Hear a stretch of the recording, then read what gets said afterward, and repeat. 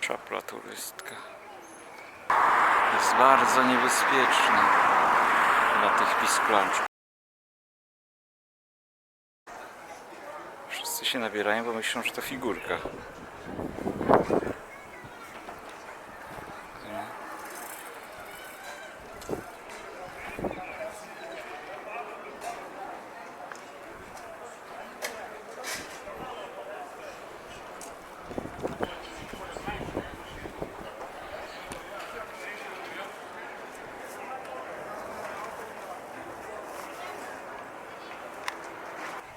Czapla turystka.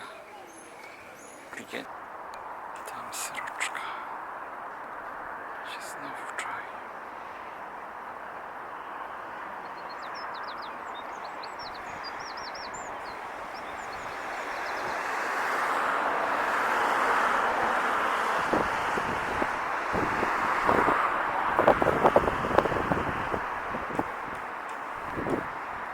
Jeden moment nieuwagi rodziców.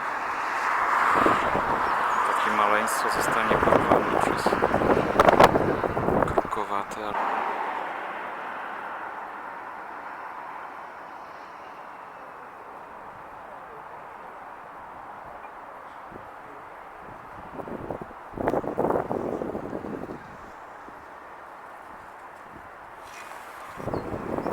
O, znowu czarnowron atakuje. Sroki.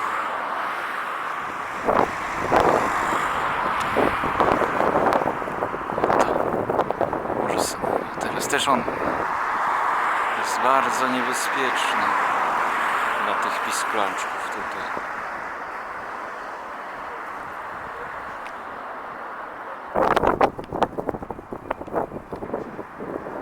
Zobaczmy tutaj. Zamieszkały sobie w takim małym kanalniku. Chcę.